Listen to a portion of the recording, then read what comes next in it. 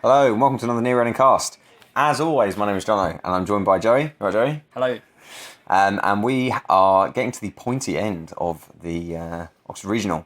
So in this game, we're going to have footage from the winners bracket semi-final. So these are the last two remaining players who are undefeated in elimination. So the winner of this will be the grand final. So the these two are playing for a seat in the final. I sometimes call this the winners bracket final. It's like the winner of this won the winners bracket. Okay.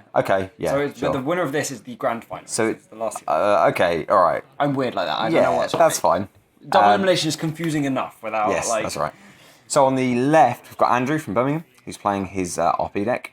And he's a very good player. He's Andrew. I've seen him a few times. I've never played him actually, but I've seen him a few times. He's a very good player, very insightful player as well. Great to talk to about the game and the meta and deck choices. And I know he's a good deck builder as well. Like a lot of decks that come out of that era of Birmingham end up being quite popular.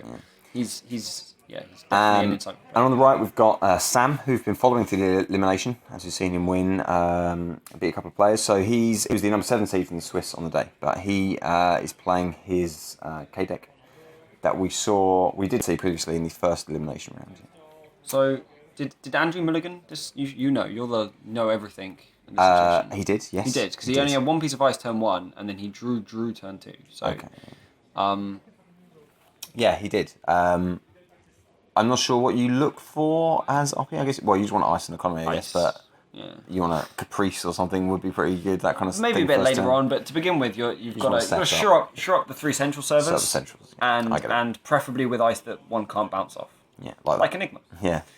So face checking Enigma, and let he lose a click.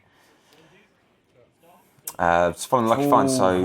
So double Sunju. But Archives is open, so you can go have a look at them. But they're both iced. So instead he subs off on HQ presumably, which I like. So yeah, that gives him somewhere to check, get an access, and then and move on to the remotes. Access some of the remote servers. So it's not a wasted click. But double ice Sunju. Legwork, okay. I like it. Okay, he's got an Nisei, very nice. Another Nisei.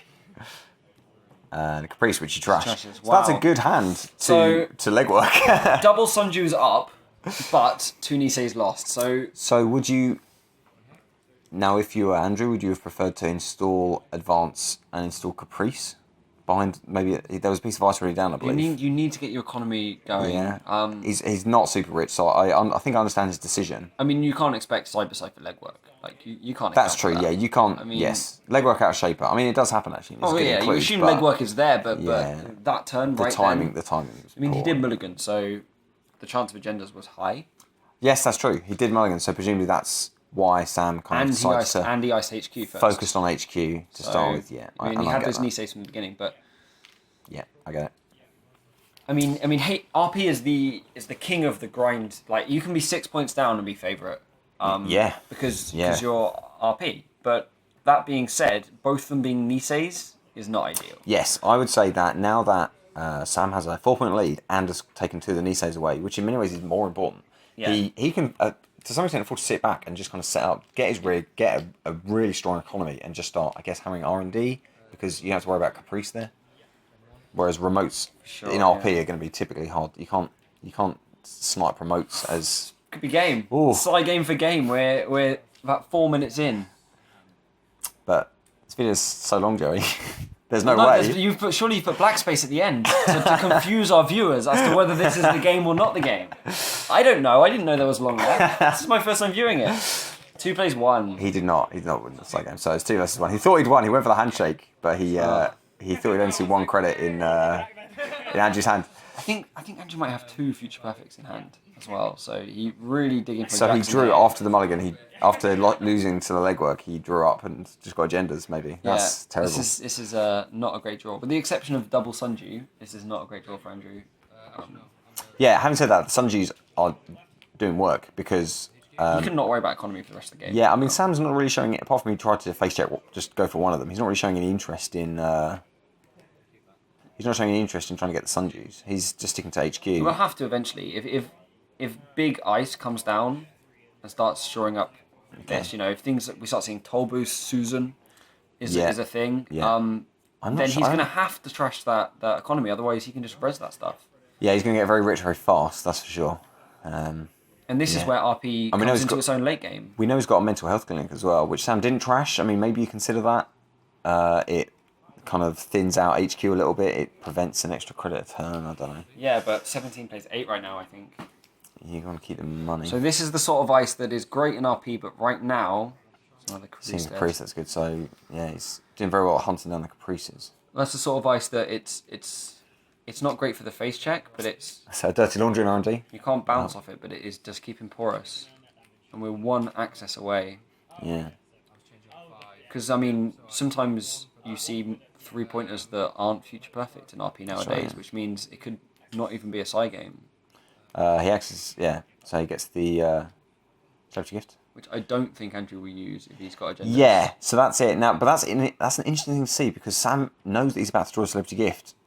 He's not really struggling for economy. If he doesn't use it, is that a signal? Ice up. Ice up is what he needs to do. Is that a signal if he doesn't use it? Well, he's seen a future perfect. He knows there's a future perfect in hand. That's true.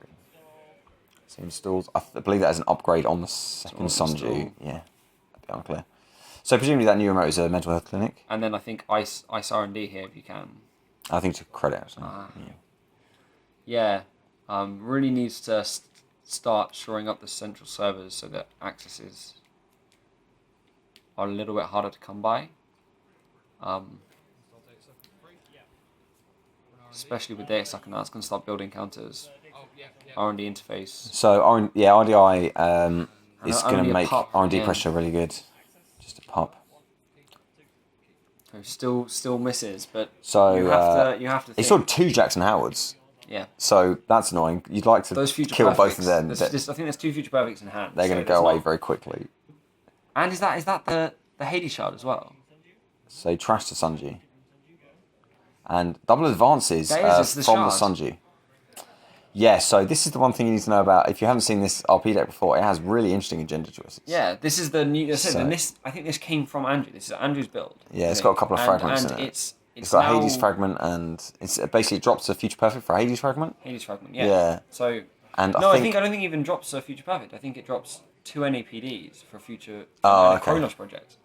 Oh, really? If that's the build, like that's... I've seen that out of RP a bit. So yeah, mixing up the agendas a little bit. Because RP, like... I'm not sure Dan D's RP deck that won Worlds actually ran 21 agenda points. Oh, okay. So I think they've gone down to 20 now. Sure. So you can take out 20 PDs and put another 3-pointer in. Yeah. And I think that the... I'd love to know the reason, behind Hades Fragment, as opposed to, say, Utopia Fragment. So Utopia Fragment plays into the RP aspect of taxing, like making it really hard to actually get the agendas. Sure. So once you've installed them next to Caprice or whatever, it could be really hard to actually take them. Do you know why Hades Fragment is liked? I don't, except I know I play a lot of Keyhole, and so it's so annoying. That. So it keeps the game in the remotes and not. I was getting one Keyhole access a turn, and then they Hades Fragment whatever I Keyhole back. It's and also they can't be milled out. So as an Anarch, it's really annoying. Yeah, Also, all your Sundries, all your Caprices, you're shuffling with Jackson, so you bring him back in and. Yeah. Okay. Future check against Immolation Script, which is coming out. Sure. I know you're excited for that one. Yeah. It's red. Of course I'm excited. He scores the fragment. So here's a Hades fragment. So what do you return with it? I mean... Sundries and Caprices. Yeah, but do you not want... Because it goes to the bottom of R&D, so he's not really going to get them for a while. Well, you shuffle Jackson. So you're not going to get him out. You can't get... Well... But if you've got interns, you get a Sunju back. So maybe... Or even Caprice. So leave... Yeah, so it's just whatever. Either is fine. Yeah. He can also chuck agendas and bring them back. There's always an option. So he's using the Hades to return a hedge fund, I guess, because that can't be interns. Also, I guess it makes it, after a shuffle, a bit harder to rifle through. More ice on R&D, which is important, I think. And new remote. It's a daily business show. So, we assume it's a daily business show. It is daily business show. Oh, you saw it? You just saw it, yeah. Oh, I didn't see it, sorry. I was not paying attention. I just half-assed my way through. Even though Andrew plays very fast, you can just about see what he's doing. Yeah, okay. So Scavenging Cyber Cypher onto R&D. Yeah. It's got a hunch, I guess.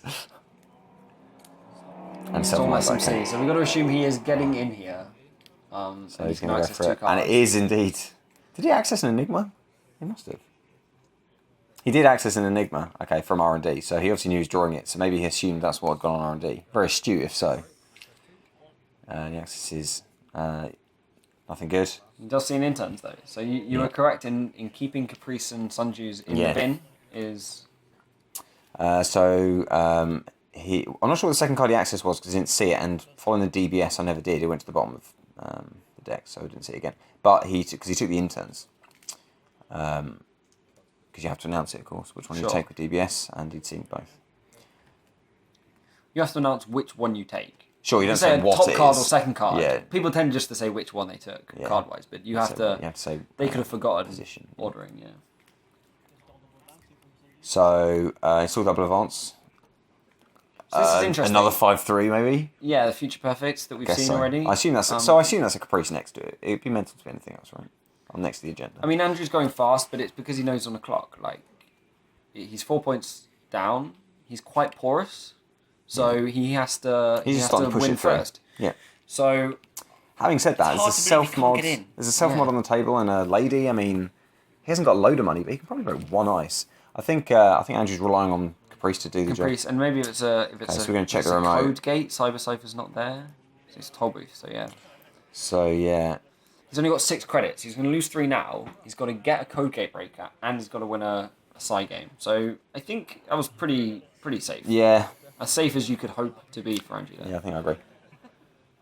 So he didn't bother. He just let the run end. Yeah. Well, with 3 credits, what are you going to do? 2 credits to fire the SMC. What are you going to get? Exactly. Yeah. I mean, you might sound crazy, but you'll notice he has 3 data center tokens. So you never know. Sneaky Parasite could surprise Andrew. Yeah, if he hadn't installed 2 credits, 1 credit with Kate's ability to install Parasite. Yeah, okay. It's like it's maybe. And then he has to win. And he does have to win a side game. Yeah. But you can keep running the remote and keep paying 0. Yeah. It's a tiny siphon. It's really inefficient. I think RP is the only corp that does get such thing as a totally impenetrable scoring window. Like that's the idea. You literally cannot get. Yeah, which if there was an Issei counter there as well, and then a second piece of item, you're like, that's true. Impossible. And the fact that Sam took Nisei's is what puts him in a good position, because imagine if that Hades fragment that was been scored was an Issei. Yeah. You can just march you. Well, if that future perfect right there was an Issei, then there's suddenly I think Andrew's the favourite. So it's future perfect. So Andrew has the lead now. Is he the favourite? I guess he is. He only needs 1 point, but it's going to be a 2-point agenda. Well, what's that? There's a 2-for-1 Jinteki agenda, isn't there?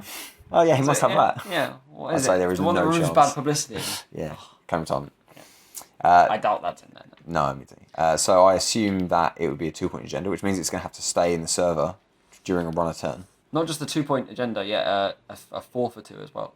Yeah. Because I doubt he's running a 3-for-2, so you're gonna see an installed advance. What you want now is an NAPD. NAPD would be lovely. To put in. Because Kate's incredibly poor. And I think he's got a future perfect in hand. So you could just install double advance that and. Okay, so 2 professional contacts and then prepaid. So he's got 5 credits. So if he's going to use this prepaid now Okay, so it's makers. Okay, so Subcipher breaks Enigma on click 4 very cheaply. He's taking the damage. He's taking the damage to access with 4. Stay on 4 credits. So this is very similar to the last game we saw against Kate. Take damage. Yeah. To stay on 4 credits. That's all totally fine. Obviously, he can see his hand as well, so he knows how important it is, but I'm guessing it's not too important. So he's going to access 4 cards for the makers. Okay, so that changes the game. He needs 1 more point. And he gets future perfect. Another side game for the game. This is our second side game for it all. So if he doesn't win this, I feel Andrew installed double advances it straight away. Because it's top cards now. Yeah. I don't know if he's got a click left to come in, but no, he didn't. His last click, but he got it. Wow. Okay, so that could have gone either way. So if he'd won that side game, I think I agree. He draws it. Another one in hand and a blacklist. So and there wasn't another. There's not another agenda in hand. I think there was another future perfect in hand. Okay. So he was very floated through that game, but Andrew did really well to get it to 6 points. And as I said, he bounced back out of nowhere. If he wins that side game, he installed double advances, and he says, right, you've got to get through a toll booth. Yeah. And you've got to... The toll booth is was killer. I mean, and then you've got to win a side game. You have to use a scavenger, I guess. And if not, you've got to get through top again. Yeah. As you said, if that's NAPD, then that's almost not going to happen. But yeah, close in the end from a quite a weak position. Andrew really pulled that back. Yeah, Sam edged it. Sam edged the good Maker's Eye. Maker's Eye wins games. I mean, we talk about Caprice as being so strong, but Maker's Eye wins games. Caprice wins games. Yeah. Good cards win games. Yeah, they do. Surprise. You know, you're right. Biotic Labors win games. I'm learning so much. Maker's Eye's a great card. And unrelated to that game, I have been playing a lot of Criminal recently, and I put Maker's Eye in. It just made the deck so much better because it's just a great card. It's hard to find the influence. You've got 2 prepaids, and you're playing it for free as well. You put 3 in every deck, obviously. Yeah. And already interface that kind of thing. So anyway, that was a winners bracket semi-final, or whatever you wanted me to call it. Winners bracket final. Yeah. Maybe. So that means that Sam won it, so he gets to see the final, the actual final. The actual final. And he will play the winner of the losers bracket semi-final. Or losers bracket final. Or whatever. Into which Andrew will drop. So Andrew lost that game, but it's double elimination, so he's not out. So he's got to wait for a catch-up game. So there'll be another game in the losers bracket. Yes, he's got the winner of which will play Andrew in the losers bracket. That's right. And the winner of that will play Sam. Correct. Yeah. So they both get a bit of a break now. And in our next video, we're going to drop the loser bracket, as you say, to watch the loser bracket quarterfinal, or whatever you want me to call it. I don't know. Losers bracket semi-final. Sure. Which is, we're going to see Chris Dyer return. Yep. Following his, we saw him. Is he playing Noise?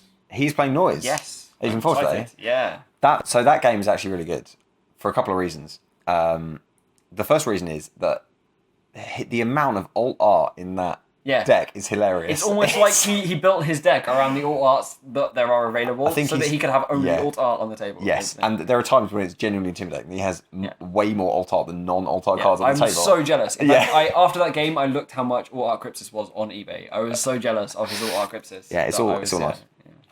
And his opponent is friend of the cast Laurie, who is playing his Engineering Future. Yep. So we saw Laurie in the final round of Swiss. We remember that he split with James to make the cut. So his ETF was the only game that James lost. Yes. It was against Laurie's ETF. Yes. So a strong ETF deck. That's right. So and the two of them are, I say this about a lot of people. They're both really nice. They're both really so nice. It's a really good game. It's a really good game, yeah. Very, very friendly game, and a lot of people's favourites in this. So I think there'll be a lot of interest in this game as well. So. Yeah. I look forward to that. Actually, that'll be a good game. So thank you, Joe, for helping me commentate. Thank you very much. And thank you for watching. And we'll see you for that game next time.